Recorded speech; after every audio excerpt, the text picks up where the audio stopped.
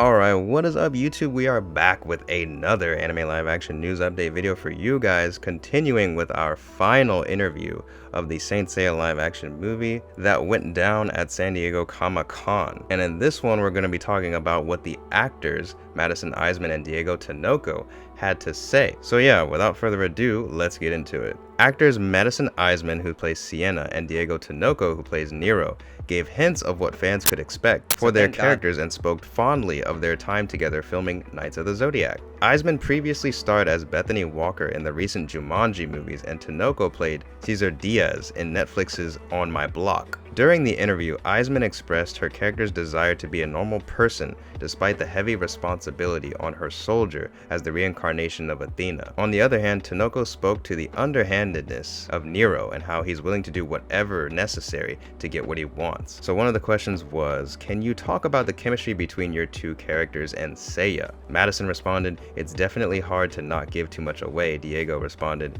"But we didn't get too many interactions on set that didn't involve screaming and a bit of pain." Madison also responded, "Seiya is very much at the forefront of this whole film. I would say we very much balance around Seiya in this whole story without saying too much." Another question was, do we find out Sienna is Athena early on in the movie? And then Madison responded, "These are all the questions I knew we were going to get, and we have been sworn to secrecy on so much. Until there's a trailer that will come out, I will say Sienna is there and Athena is there as well." Diego responded, "It's known in the comic books that she holds the power. She holds the power of the goddess of war. It'll be there in the film." And then Madison also responded again, "It's fulfilling. I feel like the fans are definitely going to get the story that they want from it, and I think everyone will be satisfied." Another question was, can you tell us about your characters and how do you prepare yourself for these roles? Diego responded, "I would describe Nero as a deviously intelligent young man with a very strong point of view in life, and the way he does things that could be misinterpreted as a very cold and heartless person, but in his own mind he is doing everything for a reason. He's doing it because he truly believes it's the best possible way to do things for himself, for the people around him, and for all of humanity." In the third act of the movie, we're going to see how dirty Nero is willing to play to get what he wants. I think my approach to taking on this role and any other role is just to read the script, do your homework obviously, and try to justify your character's actions. Not try to make him a villain or a hero, but just make him a person with motivations and behavioral patterns. And then Madison responded, "Sienna is a young woman who's in hiding and living under the care of Almon. Because she is the coming reincarnation of Athena, the goddess of wisdom, she's a little stubborn and hard-headed.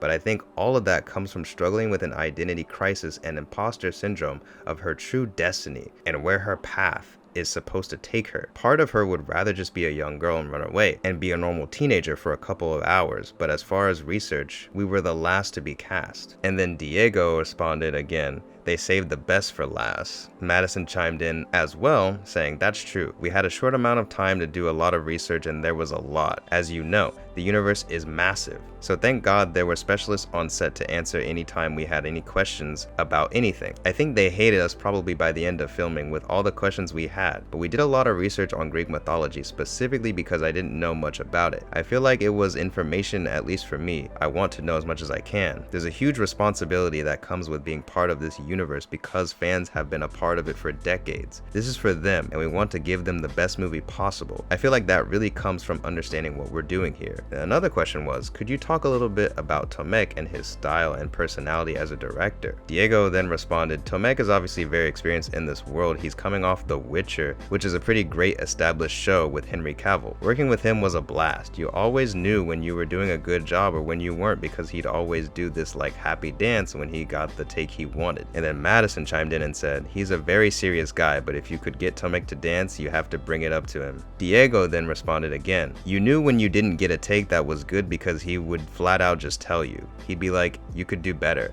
I enjoyed that, honestly. It wasn't an ego trip with him. It's either good or it wasn't. And there was a vision to be captured, and we think we certainly captured it." Can you tell us about the action we can expect in the movie? The original series was more sci-fi and magical, but tell us about the action scenes in the movie. Madison then responded, "I'm sure Andy will probably be able to tell you more about this. But what's so cool is that they really created their own thing. All of the action sequences are very specific. They feel like they come straight from the manga or the anime. and they just have a specific quality to them that I haven't seen done before. I think Andy is so great at creating his own style.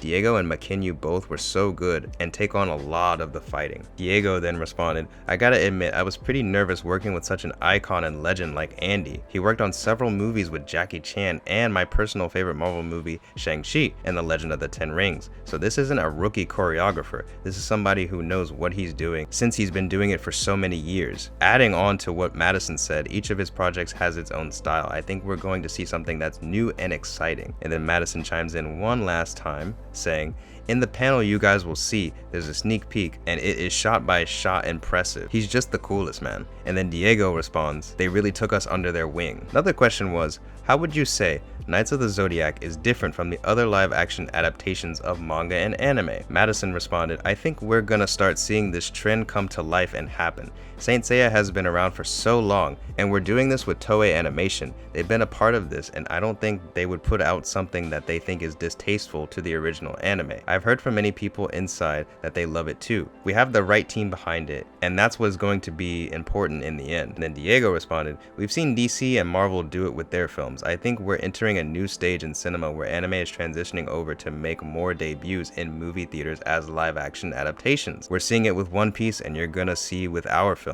I'm sure our film and One Piece are gonna be the gate openers in this whole new storm of anime live action adaptations. Bro, this is stuff I've been saying, like anime live action is about to like be huge. Like there's just so many projects that are already in the works, like oh my god. Anyways, another question was, Toei Animation has talked about this film as being the basis for future films. This film hasn't been released yet, but having done your research and acted in this project, how much more potential for more stories and more films do you see here? And then Madison responded, so much. Diego chimes in, there's so many stories within the anime and so many different characters. And then Madison chimes in again, says, we barely scratched the surface. Diego then responds again, I will say that we focused very thoroughly on that surface, so it didn't feel like it was all over the place. Then Madison responds again saying, it's an easy introduction, so if you have no idea what Knights of the Zodiac is or the entire universe, it's spoon-fed in a way where I think diehard fans will get everything they want, but if you have no idea, you're not going to be completely lost. It's a really great introduction film to a lot of the main characters that you'll see throughout the movie. Of course, if there are sequels, that would be awesome. People need to go watch it so that we can make sequels, but it's a great opportunity to have more fresh faces. Then Diego responds again saying, I keep saying that Sienna and Nero need their own spin-offs. Maybe we see that after this one. Another question was, did you both do a chemistry read together? Diego responded, our first interaction was, believe it or not, we flew on a 13-hour flight next to each other. I had no idea. The first time we all read the script out loud was in Budapest. It was me, Madison, Tomek, McKinney, and our producers. Famke was not there because she was shooting something else at the time, but everybody else there, it was just electric. You instantly felt the chemistry. And then Madison responded, we never read together. I met a lot with Tomek before, just talking about everything that they wanted to accomplish too. They just always had such a clear image of what they wanted right from the beginning. I didn't meet with McKinney either until we got out of Budapest. They had a lot of trust in us. And then the last question says here, if they could adapt any anime for you to play in, what would it be? And then Madison responded, I'm a baby to anime. I have so much catch up to do. Diego responded, it's been done but hasn't been done right, but Dragon Ball Z as Gohan. I'm just not sure what chapter, but maybe the Cell Saga, we'll see. And yeah, that is about it for this article. So yeah, a lot of interesting stuff the actors talked about. I'm actually just like shocked and intrigued with a lot of the stuff just from reading it. And yeah, it seems like they are aware of this, you know, new age of anime coming to live action and everything, and it seems like they're just, you know, trying to do their best as actors of their roles. And with the way that they're talking about the action choreographer and the director, it seems like they had a great time, and that everyone seems pretty happy with the footage that they got. Hearing some of what they had to say actually gives me even more ideas for more videos to talk about, so I will probably end up talking about those things in other videos. But for now, what did you guys think about what the actors had to say about their work and involvement on this film?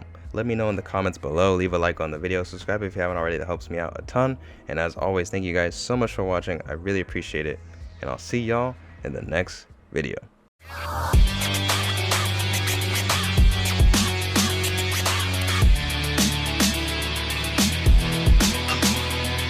First and base.